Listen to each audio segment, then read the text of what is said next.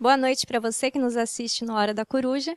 Aqui pra gente é uma boa tarde, ótima tarde, na verdade, aqui na cidade do Rio de Janeiro. Fiquem com muita inveja. E a gente está conversando aqui com o sociólogo Luiz Eduardo Soares. Tudo bom, Luiz Eduardo? É um prazer estar com você, com o Paulo, e tendo um bom tempo para conversar. Um compromisso antigo de participar com vocês do programa, então, que ótimo, ótimo momento. Faz muito tempo que a gente queria levar você fora da Coruja, como não deu, a gente veio até aqui.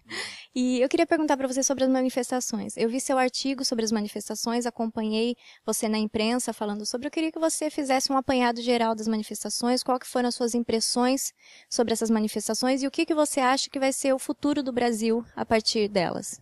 Eu acho que o primeiro ponto, e eu quis destacar isso logo no primeiro texto, é que nós todos ficamos perplexos, ou deveríamos ficar, ou reconhecer a nossa perplexidade com o inusitado, com a diferença, com as características novas que nós podemos reconhecer nas manifestações.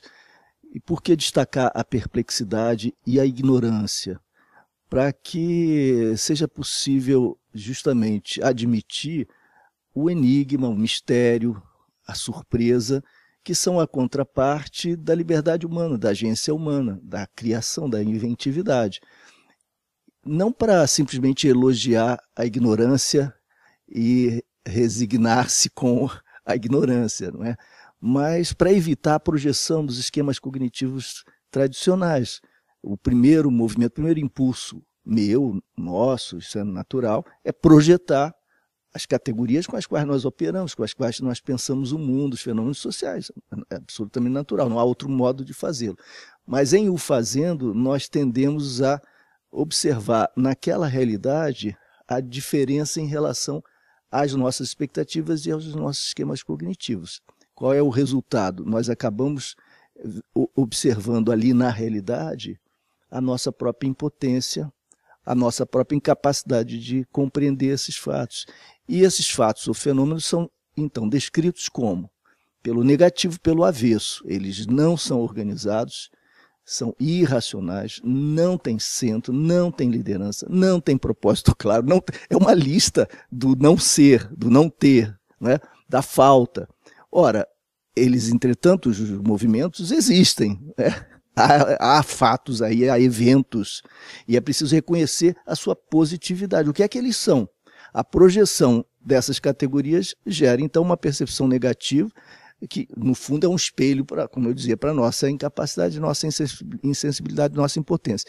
Para que a gente, então, seja capaz de descrever o que há de positivo, não no sentido valorativo, mas no sentido digamos, da admissão da sua própria realidade, é necessário abrir-se, questionar-se, permitir que os eventos interpelem os nossos conceitos, as nossas categorias, com muita humildade, permitindo que nós próprios sejamos capazes de aprender, né, com o que estamos observando. Essa atitude de disposição para o aprendizado, eu acho que é uma atitude importante nesse momento.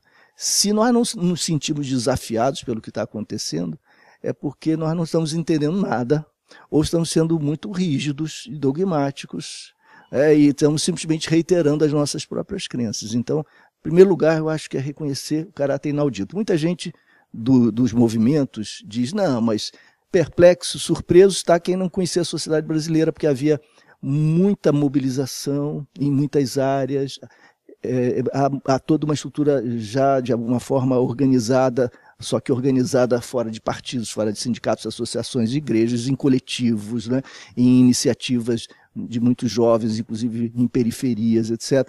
Isso tudo é verdade, mas nós não podemos derivar daí as manifestações, porque não há uma passagem direta, né? Portanto, mesmo aqueles que tendem a dizer que isso é mais ou menos esperado e natural, acho que está fazendo um esforço também para exorcizar o novo, o singular, o diferente, o desafiador. Então, esse, Fran, eu acho que é o primeiro ponto. Reconhecer que é inaudito e é original na história do Brasil. Nós tivemos manifestações pela Petrobras, pelo ingresso do Brasil na guerra, pela anistia contra a ditadura, e, enfim, inúmeras outras, pelas diretas já, sempre em torno de bandeiras claras, com propósitos muito específicos, com a participação de partidos, sindicatos, etc. E nunca tivemos um tipo de irrupção assim, alheia ao sistema político partidário e na contramão do sistema político partidário, denunciando o colapso da representação política, que eu acho que está no centro de tudo isso. Então esse é o segundo ponto. As manifestações disseram: o rei está nu. No fundo, nós já convivíamos com escárnio, com ceticismo, com essa crítica permanente ao sistema político e aos políticos, etc. Inclusive críticas, muitas vezes, nós considerávamos genéricas e injustas, porque homogeneizavam situações que são muito heterogêneas, etc. Mas o fato é que existia essa repulsa aos políticos, não só por conta de corrupção, né, mas pela indiferença relativamente às questões mais dramáticas, mais urgentes, mais profundas, das desigualdades, das iniquidades, enfim, e até um certo desprezo à participação. Essas decisões autocráticas, autoritárias, relativas à Copa do Mundo, Olimpíadas, redesenhando cidades, a revelia da vontade popular, sem ouvi-la na sua pluralidade, eu falo singularmente a vontade popular, mas na sua pluralidade, nas suas múltiplas vozes, essa atitude é uma expressão do desprezo em relação à participação democrática. Um outro ponto importante: o Brasil foi às ruas e se rebelou, digamos assim, na sua diversidade, porque o Brasil melhorou muito. Esse é um outro ponto que eu tenho destacado.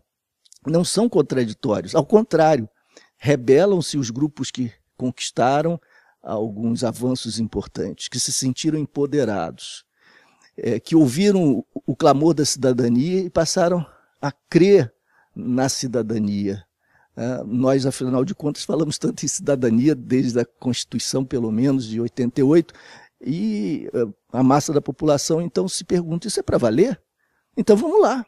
Ser cidadão não é pouca coisa, o cidadão, não é? Se é para acreditar nisso, e agora em função da redução das desigualdades, da potencialização envolvida em novas políticas sociais, nos últimos 20 anos e 10 anos em particular, há, de fato, essa expansão desses sentimentos e dessas experiências potencializadoras. Então, o cidadão, a cidadã, diante da sua própria experiência, vislumbram outras possibilidades, né, de afirmarem-se no sentido democrático. E nós estamos vendo, então, que não se cria o cidadão impunemente para circunscrevê-lo, regulá-lo, administrá-lo ou administrá-la, né, para aprisioná-la num certo limite.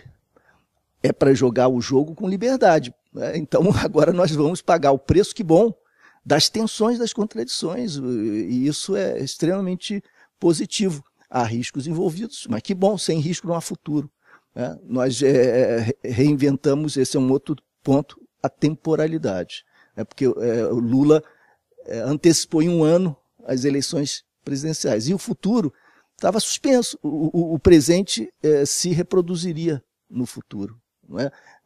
Havia uma espécie de cristalização, porque todos já sabiam o que ia acontecer no ano que vem. Dilma seria reeleita, as coisas estavam resolvidas. Então é como se nós tivéssemos uma concentração do tempo paralisando a própria história. E subitamente a história irrompe com a liberdade e com a indeterminação e a imprevisibilidade. Agora há futuro e há temporalidade. E muitos outros temas. Eu estou me estendendo demais aqui. A sua fala me lembrou muito o primeiro artigo do Lula no New York Times. Ele fala que ele deu possibilidade para algumas pessoas terem o que elas nunca tiveram e dessa forma quererem conquistar mais coisas. Você acha que ele está certo nisso que ele falou? Está certíssimo, eu tenho escrito sobre isso. Eu só acho que o Lula, no artigo, foi unilateral. Ele disse: bom, o Brasil agora está querendo mais e está assim, insurgindo contra iniquidades ou contra certos limites que existem, etc., para ir além, graças à potencialização decorrente da redução de desigualdades e do avanço da democracia. Acho que está absolutamente correto. Mas foi unilateral porque ele não chamou atenção para o outro lado, em relação ao qual ele tem responsabilidades, e que é um lado negativo, que é a política tratada como sempre, não é? Em que as negociatas, os arranjos de todos os tipos, com absoluto desprezo por qualquer limite ético, se converteram todos esses procedimentos em sinônimo de governabilidade. Então, em nome da governabilidade, em nome da continuidade de políticas que são positivas, vende-se a alma. E o abraço ao Maluf parece aquela cena fáustica, não é? da adesão a Mefistófeles e a esse acordo, a esse pacto diabólico. Né? Você vende a alma, você reproduz as velhas práticas, você não recusa os métodos os mais tradicionais, em nome da manutenção do poder, ainda que com as intenções elevadas, etc. E a população, inclusive por conta também das melhorias no campo da escolaridade, etc., e da explosão de informações graças à internet e às redes sociais, a população não é boba, está entendendo o que está acontecendo e está exigindo, então, uma redefinição na sua relação com o Estado, o divórcio entre Estado e sociedade, que é antigo no Brasil, que é constitutivo, né, da nossa história, agora se revela como uma espécie de patologia, como uma espécie de desafio a ser enfrentado e vencido, e a população, com vozes distintas, em direções diversas, sem unidade, qualquer valorativa ideológica, postula uma reversão desse quadro. Sabe, Luiz Eduardo, eu estou pensando, você falando aí, eu pensando aqui, não só no artigo do Lula, não só que é uma coisa unilateral, né? Eu até entendo que um político deva falar dele e não deva falar do adversário. Embora eu entenda isso cada vez menos, porque eu estou começando a achar que o Lula já poderia ocupar uma posição mais distante. Eu acho que ele poderia, por exemplo, admitir que o ciclo Fernando Henrique e o dele é um ciclo só, né? Por exemplo, combate à inflação, depois uma certa melhoria social. São duas reivindicações da população brasileira conjuntamente. Acho que já poderia admitir isso. Acho até que o artigo ficaria mais generoso e mais legítimo se ele admitisse que seria um ciclo só, né? E uma outra coisa também que eu acho que naquele artigo é que ele... Quer dizer, aquela velha história, né? Nunca antes nesse país, quer dizer, está cansando, já, né, virou até um jargão negativo em relação ao Lula por ele fazer questão de fazer um corte muito rasteiro, não é muito na história por conta da entrada dele na presidência, né? Tá gerando até uma coisa negativa para ele, porque também às vezes, né, nunca antes nesse país se fez sacanagens, né, dessa maneira. Agora, outro detalhe naquele artigo que eu queria lembrar você, aí você lembrou, né, que é a representação política. E aí o Lula termina o artigo dizendo que o PT também tem culpa e tal, tem que mudar os métodos e tal. Mas veja, né, aí é que entra a dúvida nossa já há algum tempo. Quer dizer, a minha pergunta é assim, qual as chances que o Brasil tem de ter partidos políticos que não entreguem para nós o prato pronto? Que seja, o prato pronto que eu digo você entra num partido, seja ele qual for, às vezes um partido pequenininho, que parece ter 1000 espaços, o cardápio vem pronto, quer dizer, vem o prato feito, não vem cardápio. Não é? O caciquismo domina a política brasileira, parecia que a gente ia sair disso com a fundação do PT, né?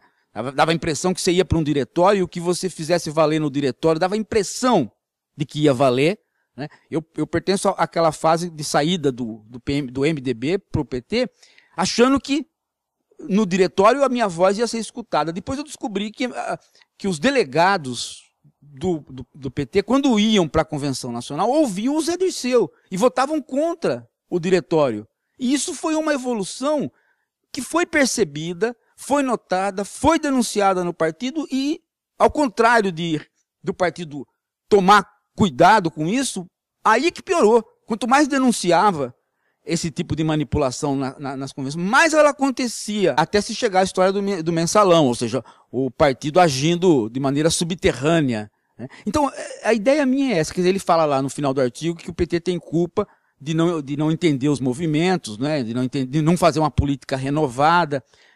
Eu fico imaginando assim, como é que você está vendo isso? Tem uma parte da juventude que é contra a representação política, essa que está aí, quer dizer, esses representantes. Mas tem sim uma parte que é contra qualquer tipo de representação política. Isso tem um lado libertário, né, que assusta os conservadores. Não assusta muito a gente, mas assusta os conservadores. Tanto é que os conservadores às vezes chegaram a preferir que não houvesse nenhuma manifestação do que houvesse uma contra o PT. Né? Tem muito conservador que a hora que a manifestação começou a ganhar um caráter contra partidos políticos, seja eles quais fossem, né? E não contra o partido político neste momento, mas contra o partido político em todo e qualquer momento, voltou atrás, começou a condenar as manifestações. Né?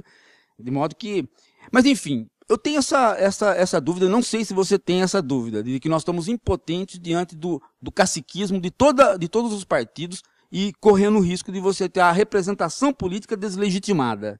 São várias questões, né, Paulo? Eu acho que concordo com você basicamente com a sua reflexão na íntegra, mas eu faria algumas ponderações, algumas qualificações. Então, em primeiro lugar, claro que há uma multiplicidade muito grande de propostas, né? Um movimento de massa com essas características da diversidade, da pluralidade, então evidentemente há de tudo, inclusive grupos que não têm nenhum tipo de compromisso com nenhuma versão democrática de sistema político, de nenhum tipo, não é? Nós vamos encontrar se formos pesquisar. Isso faz parte do processo, né? da sua amplitude. Um segundo ponto, acho que quando Lula faz a autocrítica ou a crítica ao PT, está tocando um ponto importante, mas talvez não com a ênfase e a profundidade necessárias, até reconhecendo a sua participação em todo esse processo. O PT foi cooptado. Os movimentos sociais, não todos, mas muitos também, sindicatos, entidades, como eu escrevi num dos artigos, o grande personagem, por exemplo, da maior manifestação do Rio de Janeiro foi a UNE em sua ausência. Quer dizer, era eloquente o silêncio da UNE e era ostensiva a ausência, era onipresente a ausência. Era extraordinária aquela ausência. Optaram pela cooptação. Então, a cooptação promove estabilidade de expectativas, estabilidade política, ruas desertas do ponto de vista político, aplausos, silêncio, anuência, aquiescência, ao preço da impotência de todos esses movimentos e de todas essas entidades. Elas recebem verbas, apoios, etc., negociam também no seu pacto fáustico esse apoio, esse endosso ao governo. O governo flui, então isso facilita o trabalho do executivo na União, no governo federal, mas o preço a pagar historicamente pode ser muito alto. A impotência, né, o descrédito e a ruptura com uma história de vínculos orgânicos, etc. E, portanto, há uma responsabilidade também do Lula, também dos governos federais na cooptação. Aliás, essa é uma problemática que data do início do século XX, como objeto de debate nas esquerdas. A sobreposição partido, governo, Estado sempre foi objeto de muitas críticas, porque isso leva a consequências desastrosas, não é? O apartamento, essa separação entre Estado e sociedade e a perda de legitimidade dos instrumentos políticos, dos porta-vozes políticos e perda de organicidade da democracia em qualquer das suas versões. Então, os resultados são autoritarismo, né? Autonomização das lideranças, oligarquização democrática ou não, etc. Quer dizer, proveniente de ambições de estratégias democráticas ou não. Portanto, a ausência do PT à frente dos movimentos e a ausência de muitas entidades é um outro fato muito significativo, muito expressivo. Um outro elemento fundamental, você descreveu muito bem as dificuldades dos partidos, de uma maneira geral, de agirem democraticamente. Eles todos acabam, como você dizia, reproduzindo o caciquismo e, enfim, abdicando da participação, renunciando aos projetos, mesmo aqueles mais generosos que lhes deram origem. Mesmo os partidos mais comprometidos com essa pauta participativa e democrática, eles também se oligarquizam.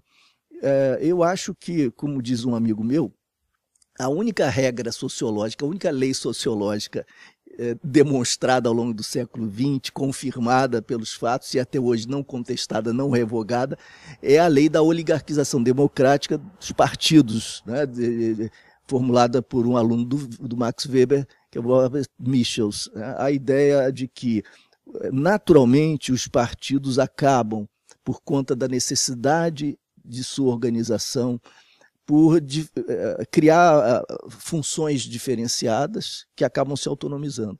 Os funcionários que se devotam a certas práticas são indispensáveis à promoção da organização, encontros, as pautas, as comunicações, as listas, os dados, etc. Esses personagens têm de se profissionalizar para que se viabilize a ampliação da experiência organizacional. Essa dedicação corresponde a um saber específico. Quem é quem, quais os endereços, como eu chamo, como eu organizo. Esse pequeno saber se amplia, se enriquece e corresponde a um poder. Eu chamo ou não chamo, eu organizo aqui ou não, como é que eu conduzo reuniões, etc. Esses poderes acabam se autonomizando na medida em que esses personagens não são facilmente substituíveis. E, portanto, uma certa camada começa a se descolar, né, do grupo mais numericamente significativo. E esse processo corresponde também ao processo da modernização na leitura weberiana, autonomização das esferas, diferenciação, racionalização entendida como distanciamento entre os responsáveis pela reprodução de um certo sistema daqueles que mobilizam as práticas cotidianas, das dinâmicas rotineiras, etc. Então, o estabelecimento de distâncias, a afirmação de certos poderes, a disseminação de saberes que se multiplicam e diversificam, compõem um quadro que não é tão distinto assim, ainda que as orientações teóricas e políticas sejam diversas, das análises de Michel Foucault, por exemplo. Ainda repito que os diagnósticos sejam diversos, mas nós temos de fato um processo que se reitera em todos os partidos conhecidos, mesmo os mais profundamente comprometidos, como dizia o Paulo, com a democracia, com a participação. Isso, portanto, não é novidade, não é uma característica exclusiva desse ou daquele partido ou do PT. E não é possível romper esse ciclo. Nós não conhecemos até hoje nenhuma possibilidade alternativa. Então, estamos diante de um impasse, eu concordo também com o Paulo. Eu acho que há uma diferença aqui, não entre nós, mas entre esse nosso reconhecimento e a negação dos apologistas do sistema partidário tal como nós o conhecemos. Eu acho que a admissão da falência desse modelo não necessariamente nos condena ao ceticismo, à apatia, à inércia ou ao elogio da anarquia ou de uma supressão da política ou da representação. Isso seria, a meu juízo, completamente equivocado e irresponsável e geraria tiranias ainda mais selvagens. Então, pelo menos de minha parte, reconhecer a falência desse modelo é imperativo, dá razão em primeiro lugar, mas não nos deve conduzir ao imobilismo. Nós precisamos, reconhecendo essas limitações, inventar coletivamente alternativas. Como isso não se faz por um fiat ou por um ato de vontade, simplesmente, nós podemos, tal como eu penso, buscar humildemente reduzir os danos provenientes da operação desse sistema, enquanto ele não puder ser substituído por algum outro democrático que envolva a representação, porque a participação direta inteiramente é inviável. Mesmo com o desenvolvimento tecnológico das comunicações, a participação inteiramente direta é inviável por múltiplas razões, das quais podemos falar depois também. O fato é que temos de reinventar a representação política. Não sabemos como fazê-lo e o processo tem que ser coletivo e histórico. A melhor maneira responsável, não leviana, de avançar é ampliando margens de participação, sem suprimir os institutos de representação a despeito dos riscos permanentes de oligarquização. Reduzir danos antecipadamente. Então, como fazer isso na prática? Para mim, por exemplo, essa discussão não está posta nas propostas todas de plebiscito, de reforma política que estão correndo desde o governo federal ao Congresso Nacional. Eu não me sinto representado por essas propostas. As discussões são técnicas e interessantes a respeito de voto distrital misto, proporcional. Para mim, as questões fundamentais são outras, anteriores. Número 1, quebrar a espinha dorsal da profissionalização. Porque aí nós começamos a tocar questões mais fundas. Como fazer isso? Impedindo renovação de mandatos, impondo limites. Então eu diria, por exemplo, mandato legislativo, parlamentar, 2 anos. Não é nada demais, nos Estados Unidos são 2 anos. Com uma renovação possível, uma reeleição possível, ponto final. E esse tipo de intervenção, por exemplo, exige rotatividade e impede esses projetos de renovação de mandatos que acabam condenando cada um a fazer o jogo do mercado de votos, não é? Com as alianças todas, porque se torna um negócio, uma profissão, um negócio, e essa autonomização da qual nós falamos e que é mais ou menos inexorável no quadro contemporâneo, acaba se dando de modo, digamos, livre de contestações e sem obstáculos. Para reduzir danos e impor obstáculos a essa tendência que é mais ou menos inexorável, nós podemos impor esse tipo de limite. Por exemplo, segundo ponto, candidaturas avulsas da sociedade. Puxa vida, os partidos têm que ter monopólio da representação? Pois é preciso que haja liberdade da sociedade de se manifestar. Os cientistas políticos, meus colegas, falarão em nome da estabilidade, da previsibilidade, e criticarão certamente a limitação da renovação de mandatos e criticarão a ideia das candidaturas avulsas, dizendo que isso tenderá a fragmentar ainda mais o Congresso Nacional, dificultando ainda mais as negociações e empurrando ainda mais os governos ao presidencialismo de coalizão e às negociatas de todo tipo, à corrupção, etc. Essa é uma hipótese. Existe esse risco. Mas nós estamos tão mal, a situação é tão grave, que eu acho que nós precisamos correr todos os riscos, porque nesse caminho em que nós estamos só à frente, a ruína, de fato, da representação, no sentido de degradação das fontes de legitimidade do sistema político democrático. Então isso é muito mais grave. A inércia, nesse momento, é mais grave do que a ousadia. O sistema, então, aberto para participação de candidaturas avulsas, 2 anos e apenas uma eventual renovação de mandatos, constituiria um ponto. Segundo, financiamento nem público nem privado, do meu ponto de vista. Nem privado, nem público. Então, como se faz? Contribuições individuais, pessoas físicas, com limite, R$500, por exemplo, sei lá, alguma coisa assim. Mas aí não vai haver dinheiro para ninguém. E qual é o problema? Você tem as redes sociais, tem os seus amigos. Bom, aqueles que têm dinheiro, não. Nós temos que, de fato, controlar pela internet, né, em tempo real, doações e gastos de campanha. Isso tem que ser seriamente controlado, todos serão muito pobres. Tempo de televisão, você pode imaginar o seguinte, uma alternativa em que, no limite, eu digo isso até para provocar, não haja tempo de televisão, nem se possa comprar nenhum tempo de televisão. Acabou a história de tempo de televisão. Mas como é que se faz? Se usa a internet gratuitamente, não é? E se fazem aí as redes, e nós vamos buscar outros modos, né, para acabar com essas campanhas que são todas elas baseadas em efeitos especiais, né? Superproduções, milhões e milhões de gastos. Será que isso vai beneficiar quem é rico, quem é poderoso, já é conhecido? No início, sim. Mas isso cria espaço também para uma renovação extraordinária. Eu digo isso para provocar, eu estaria disposto a negociar tudo isso, vamos recuar um pouco. Mas uma proposta assim radical acaba com essa história de televisão e voto obrigatório. Eu sei que isso também é complicado, porque o voto obrigatório é também uma garantia primeiro, a ideia do dever, e segundo, a ideia de que o Estado tem de oferecer as condições mínimas para que haja uma votação de quem quiser participar. Muitas vezes a ideia do voto obrigatório significa obrigatoriedade imposta ao Estado de oferecer os meios de participação pelo voto, etc. Nós sabemos o que o voto facultativo poderia fazer no interior do Brasil. Simplesmente desconhecimento, não provisão dos meios para que haja voto, etc, etc. Mas também é um risco, eu acho, a ser assumido. Nós já temos maturidade na sociedade civil suficiente para enfrentar isso. Vota quem quiser votar, vamos experimentar isso, com liberdade de indicação de candidaturas e um tipo, portanto, de composição de Congresso Nacional de outro tipo. No Executivo, não reeleição, um mandato de 4, 5 anos, por exemplo, mas sem reeleição.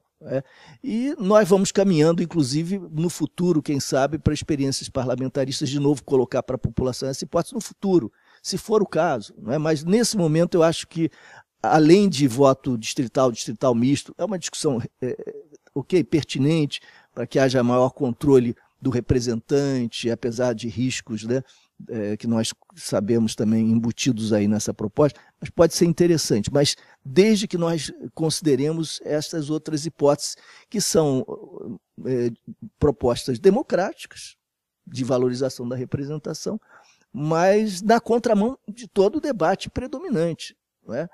E eu acho que isso, então, pode ser extremamente interessante, né, para fazer com que dessa verdadeira insurreição popular, né, surja algo de positivo, propositivo, e que dê conta das aspirações de mudança. E nós seremos responsáveis, então, pelo conteúdo das mudanças, se elas nos oferecerem condições, digamos, institucionais, organizacionais, para encaminhá-las. Eu estava pensando, Fran, outro dia você estava me dizendo do prefeito de Nova York, que foi candidato avulso, né? E você estava me dizendo também da competição, né? Quer dizer, se eu tenho 2 sistemas, eu vou ter um sistema competitivo. Os partidos vão ter que competir com os avulsos e os avulsos competir com os partidos. Então, por exemplo, veja o Feliciano, né? O partido desapareceu, ficou ele. Ele funcionou como candidato avulso enquanto está como presidente da Comissão de Direitos Humanos, né? E está sendo bom para ele e para a sociedade, porque está tendo debate que não haveria, né? Se fosse proposta partidária, né? A Letícia Sabatella até disse, né? Esse homem está fazendo bem para o Brasil, porque ele está fazendo com que a gente discutisse coisas que pareciam que estavam resolvidas. E não estavam, porque tem uma parcela da população que não discutiu isso, não é? Então, e é verdade, o caso do Feliciano é verdade. Por exemplo, a história do você transformar a homossexualidade numa coisa que não é doença. Isso a gente fez, mas a gente fez isso no passado de maneira intelectual. A população não participou disso. Foi uma decisão técnica, né, de nós, os chamados esclarecidos. Agora é que a população está participando disso. Então, de certo modo, dizer que não existe cura gay agora, né, é mais legítimo do que não foi no passado. Então, de certo modo, quando o candidato aparece sozinho, né, e lá ele tem que fazer um trabalho solitário, ele vai competir com os partidos. É a história da escola pública e da escola privada, né? Temos que ter as duas porque elas competem entre si, né? Não sei se está me dizendo isso, estou lembrando a você. Sim. Eu queria saber se você acha que o governo brasileiro, os partidos, entenderam o que foram essas manifestações. Nem nós entendemos ainda, né? Nós estamos fazendo um esforço de reflexão, procurando nos abrir para o que surge, aplicando menos os conceitos já prontos, né? Os esquemas cognitivos tradicionais, buscando valorizar o que há de positividade nisso que está diante de nós, deixando de lado aquilo que é cobrança e projeção de expectativas antigas, né? Mas é um processo, nós estamos escutando, ouvindo, chamando a atenção provocativamente para alguns pontos, buscando descrever algumas situações com um vocabulário distinto, né? Chamando a atenção para alguns pontos que estavam esquecidos no debate público, até porque a disputa agora é pela interpretação, não é? Desde o início, a disputa sempre é também pela interpretação, mas na medida em que há um natural refluxo em todos os processos, há um certo dinamismo que segue o impulso e que é acompanhado por um refluxo, depois isso se transforma, nós não sabemos para onde vai, como se metamorfoseia, como se retoma, como se esvazia, não sabemos, porque isso é vivo, está se fazendo conosco e nesse momento, nesses dias. Portanto, eu não diria que nós entendemos. Agora, os políticos profissionais, via de regra, com sempre as honrosas exceções, não estão nem fazendo o esforço, eu não os percebo fazendo um esforço no sentido de compreender. Eu acho que certamente há evidências de que a tendência é vamos buscar evitar o desgaste, reduzir ao mínimo o desgaste, vamos buscar cooptar o que for possível, absorver essa energia em nosso benefício, na medida em que isso for possível, e vamos nos mover oportunisticamente, sem alterar absolutamente o quadro de referência, porque a grande maioria não se pauta por avaliações ético-políticas e por grandes interpretações da história do Brasil, pelas questões atinentes aos caminhos da sociedade brasileira. A gente sabe que são profissionais buscando maximizar as suas utilidades, né? Glória e poder, renovação de mandatos, capital político, articulando-se com os lobbies financeiros econômicos, etc. E a gente também deve chamar a atenção para o fato de que não são apenas os políticos, nem podemos generalizar, nem são apenas os políticos os problemas, o problema. Nós temos elites econômicas que articulam as licitações, articulam as decisões em torno de licitações, os grandes lobbies no mercado imobiliário, por exemplo, que estão presentes nas decisões sobre o desenvolvimento das cidades. Enfim, agora nas Olimpíadas, Copa do Mundo, é evidente a mobilização de grandes interesses, e nós não podemos, portanto, esquecer que esses políticos não são o problema, são parte de um problema em que o sistema político e o sistema econômico se articulam. Então, também é importante que tenhamos claro isso. Os políticos não estão buscando a virtude pública e o bem comum, na sua maioria estão fazendo seus negócios. E os operadores do nosso capitalismo, que continua em parte selvagem, nós reduzimos essa selvageria, felizmente, nos últimos 20 anos, etc., mas continua autoritário, esse sistema continua se reproduzindo vorazmente, não é? As margens de manobra do executivo na União, do governo federal, portanto, são estreitas em qualquer governo, né? Porque o sistema se globalizou e há uma faixa de discricionariedade, de arbitrariedade, no sentido positivo da palavra, de decisão, de liberdade, nos marcos constitucionais, mas com possibilidade de reinvenção de realidade, intervenção com políticas públicas, políticas econômicas, há um espaço reduzido, muito mais reduzido do que em outros momentos históricos. E esse é o jogo jogado, não há alternativa nesse quadro histórico. Seria ingênuo e absurdo supor que, por um fiat de vontade, nós reinventamos o mundo. Mas não é assim. A realidade, tal como nós a definimos, regida por certas lógicas, é essa. E, nesse contexto, os operadores da política buscam avançar, quando tem algum compromisso social, contando com margens estreitas. Não nos iludamos, esse continuará sendo o jogo. Mas nós podemos reduzir a selvageria desse capitalismo, promover mais igualdade, reduzir a desigualdade, ampliar a participação, esticar a corda do sistema político para evitar as manobras que nos têm conduzido a próprio esvaziamento da legitimidade. Tudo isso nós podemos fazer e temos de fazer, mas com essa consciência crítica. Os políticos estão fazendo o seu jogo, desconversando. Estão agora discutindo reforma política, eles sabem que a questão da representação está em questão, né, que está em tela de juízo, né, o colapso da representação está posto, então a desconversa qual é? Vamos discutir sim o novo sistema, só que o novo sistema é a reiteração desse sistema com algumas maquiagens ou com algumas transformações que podem ter até seu interesse, mas que nem de longe tocam problemas essenciais. Então, nos cabe, eu acho, na disputa pelas interpretações, que o movimento das ruas continua aqui, nesse programa continua nas nossas conversas, nas aulas, nas salas de aula, nos livros, nos artigos, na internet. As ruas invadem todos os outros espaços e também os outros espaços invadem a rua, e nós continuamos fazendo o movimento, reinterpretando-o e projetando para o futuro. Uma palavra rápida sobre os grandes eventos. Eu acho muito interessante o fato de que as mobilizações sequestraram os grandes eventos, né? Expropriaram os grandes eventos. E os jogos nas arenas caríssimas, bilionárias, elitistas, excludentes, esses jogos passaram a ser jogados na rua. O grande evento são as manifestações de junho. E o legado que se imaginava o legado da Copa, o legado das Olimpíadas, essas questões todas, agora é o legado político, na nossa cultura política, das manifestações.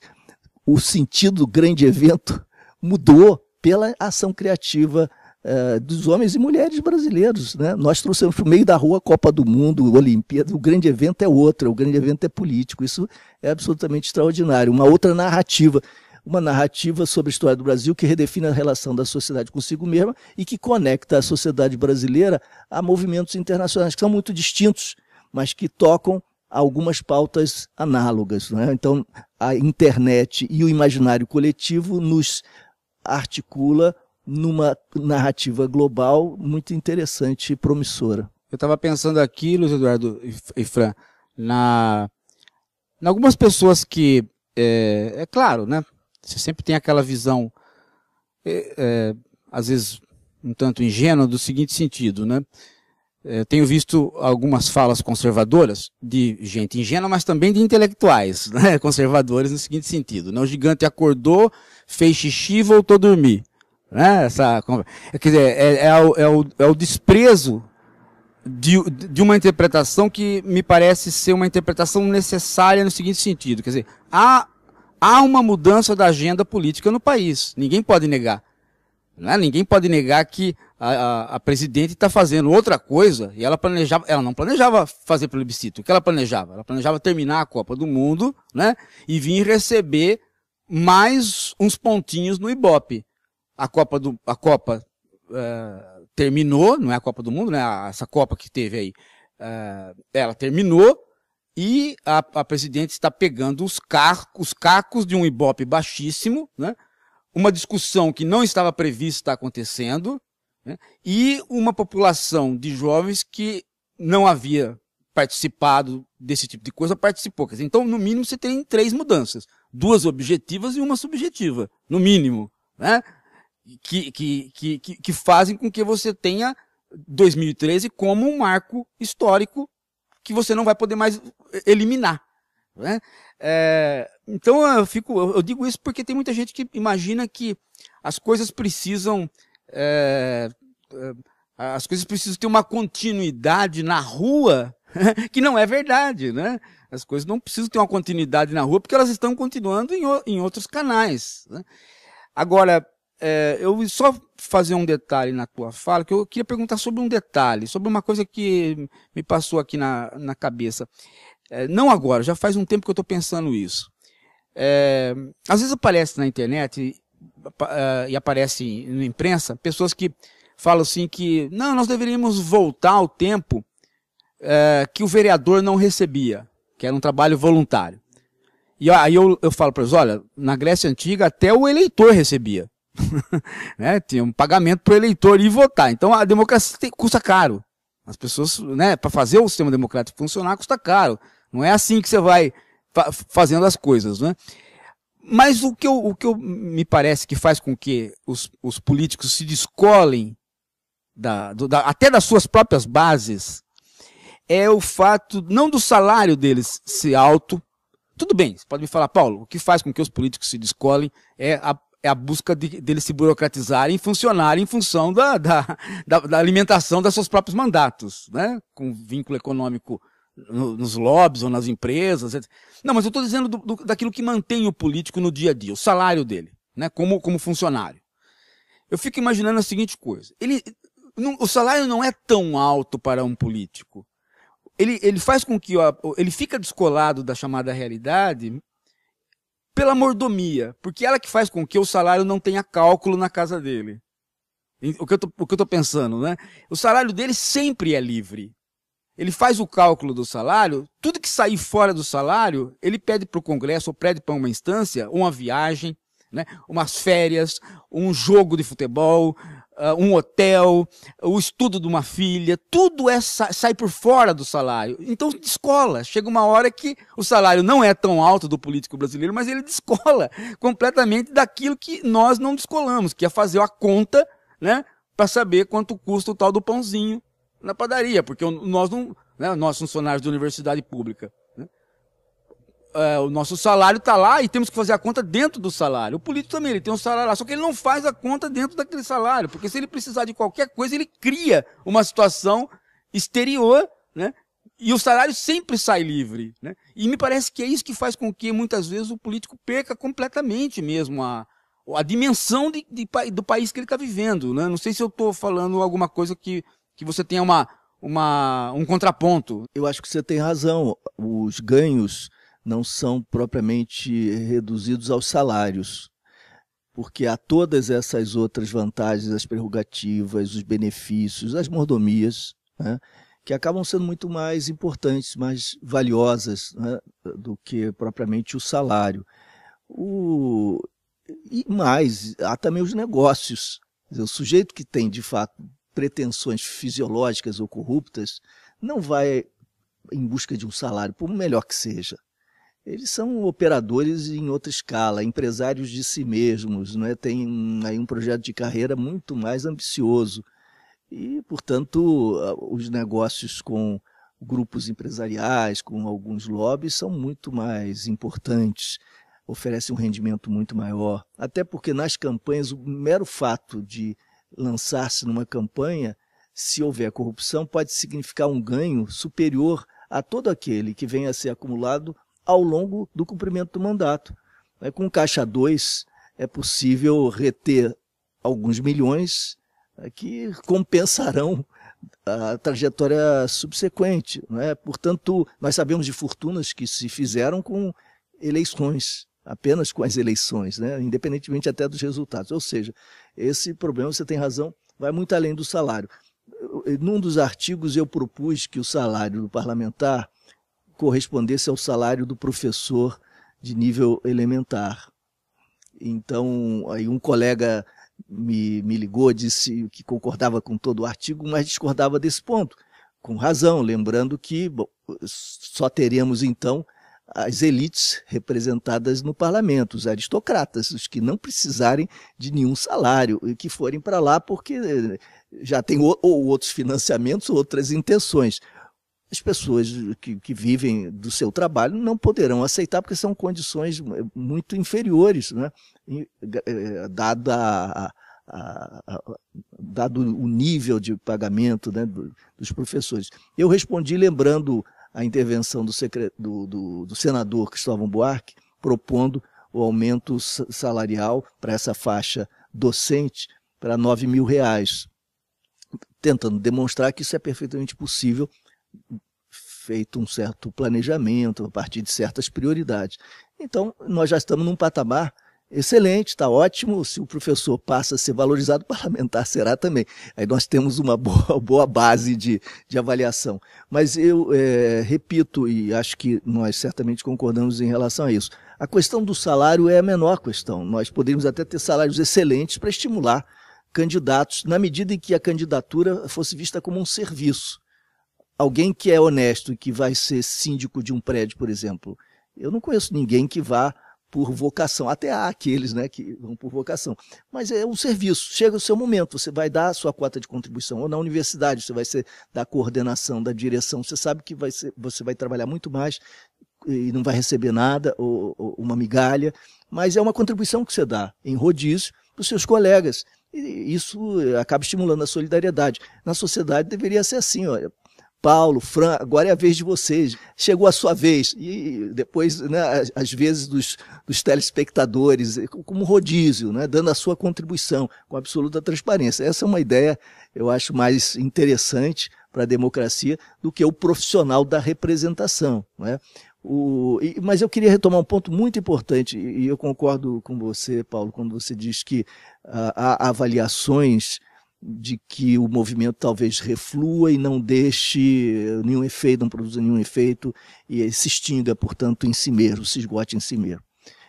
De fato, existe esse tipo de análise ou de prospecção, e não só entre conservadores, eu tenho ouvido isso das vozes mais diferentes, de todos os quadrantes, de todas as pontas e pontos do espectro político, à esquerda, à direita, etc. Isso eventualmente não dá em nada. Eu não acredito nisso, não penso assim, e estou de acordo com você. E não penso assim até por certos pressupostos teóricos, pela pelas convicções de fundo, pela visão que tenho do ser humano e da sociedade. Não há, a meu juízo, possibilidade de absorção de certos fenômenos e de certas energias que são mobilizadas. Elas se transformam, mas não são eliminadas propriamente. Vejo o caso, eu acho mais típico, exemplar, do hipismo dos anos 60. Aquilo transformou o planeta, pelo menos o mundo ocidental, profundamente. E as análises mais simplórias dizem o seguinte: o capitalismo absorveu, assimilou todas as críticas, absorveu e incorporou a margem, a transgressão, e criou lojas com nome, por exemplo, lixo, vendendo calças já rasgadas, e de modo a estilizar, fetichizar o que antes era vivido como experiência autônoma, afirmação da juventude, ousadia à margem do que se chamava antes establishment ou sistema, etc. É um grande engano. Claro que a máquina capitalista torna a mercadoria o que lhe passar pela frente, e é claro que vai haver todo esse jogo de assimilação, mas nós mudamos o espírito do tempo, as questões libertárias emergiram, o comportamento sexual se transformou, as relações amorosas se transformaram, os vocabulários, as linguagens, os códigos pelos quais nós expressamos e pensamos as relações humanas se transformaram, com grande impacto na política. É uma visão absolutamente reducionista, essa que aponta para a mera capacidade de assimilação e reprodução. Reprodução a que preço, com que transformações e o que resta, quais os vestígios, quais os excedentes que permanecem aí vibrando, pulsando, estimulando e inspirando novas possibilidades. Isso também ampliou o repertório de imagens, o repertório de instrumentos criadores de alternativas, um repertório fértil para a imaginação humana. É de uma pobreza extraordinária. Quem disser que o que aconteceu não dá em nada e não vai dar em nada, não está entendendo rigorosamente nada, porque o que aconteceu, como você disse muito bem, aconteceu. E simplesmente o fato de ter acontecido muda a relação da sociedade consigo mesma, dos indivíduos consigo mesmos e com a política, com a participação pública, com a coletividade. E isso não se altera, isso é irreversível. Que consequências isso tem? Não sei, ninguém sabe, talvez nenhuma praticamente. Mas a densidade, a profundidade dessas transformações, que são hoje insondáveis, essa profundidade e essa intensidade se revelarão de algum modo mediado, imperceptível no futuro, porque nós somos diferentes, nós nos transformamos também. Intelectualmente nos transformamos também, porque quem continuar pensando com os esquemas cognitivos anteriores é porque também não foi capaz de se abrir para essa interpelação. Tem a mesma atitude dos políticos, quer cooptar, quer exorcizar a singularidade, o novo, a diferença, quer simplesmente reiterar suas convicções, não se deixar abalar e subverter.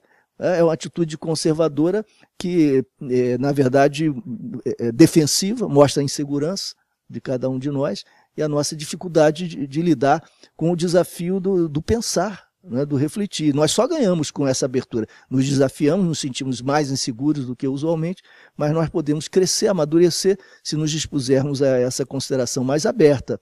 Não sabemos, reconhecemos que não sabemos, mas reconhecemos que há aí uma positividade que precisa ser objeto da nossa consideração, a mais humilde e criativa possível. Luiz Eduardo, eu quero agradecer muito sua participação aqui no Hora da Coruja e vou deixar a palavra a você para fazer suas considerações finais. Eu acho que esse é um exercício tão interessante que a gente está fazendo, não é? De explorar a internet e outras possibilidades de comunicação. De certa maneira, nós estamos conversando com as redes, as trocas, esses fluxos que estão se constituindo por aí e alterando as práticas e as formas de pensá-las, né? E de alguma maneira isso aqui é uma extensão. Nós estamos aqui na nossa rua, na nossa mobilização, vocês vindo até o Rio e generosamente se dispondo a me ouvir. Eu tenho feito o possível também para participar e acho que esse também é um exercício do universo intelectual interessante, do universo acadêmico, dos docentes. Nós temos feito na UERJ reuniões para debater com os alunos. As salas de aula foram tomadas pelas ruas, no sentido de que era impossível você fingir que esses fatos não aconteciam. E era muito mais difícil, inclusive, dar a aula em torno do problema, porque nós tínhamos de mostrar como se pensa em ato. Como é que se constrói um pensamento sociológico, antropológico, politológico, filosófico, o que seja, a partir de fenômenos novos. Nós não estamos discutindo só os autores e o passado e a história, fora dos livros, com os livros, porque senão eles não teriam serventia, porque eles sempre nos iluminam para além da sala de aula, então eles são referência importante, mas tendo de responder com criatividade, acolhendo as várias vozes e trocando nesse momento. Então, as salas de aula e as famílias, né? As famílias conversando no jantar, a troca no bar, a conversa na calçada. Isso é muito interessante. A política voltou a ser interessante, voltou a ser tema, voltou a estar na pauta. E dos jovens que achavam tudo isso uma chatice que não lhes dizia respeito. Os jovens empolgados. E é muito interessante para concluir, já que eu falei na docência e nos cursos, na UERJ, eu estava dando mais uma vez o pensamento político, história do pensamento político moderno, a gente chama clássico moderno, desde o século XVI, XVII até século XIX, e vi com os meus alunos que todos os nossos temas, que são os temas da filosofia política ocidental, democrática, liberal ou conservadora, todos os temas com os seus impasses, as suas contradições, estavam na rua, na pauta da rua, na agenda.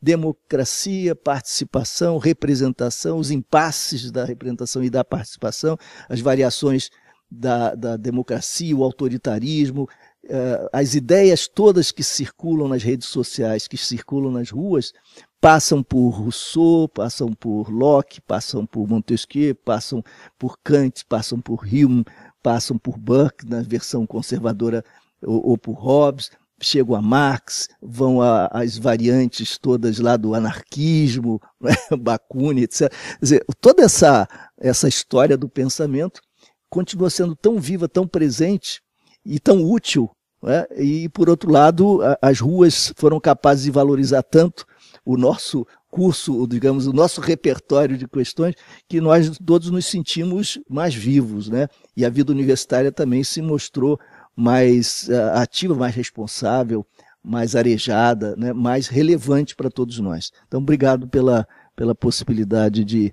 interagir com vocês e com os espectadores, telespectadores, ainda por esse meio virtual. Então, esse foi o Hora da Coruja especial, direto aqui do Rio de Janeiro, com o Luiz Eduardo, com o Paulo, comigo, Fran, e eu espero que vocês tenham gostado bastante. Até a próxima semana.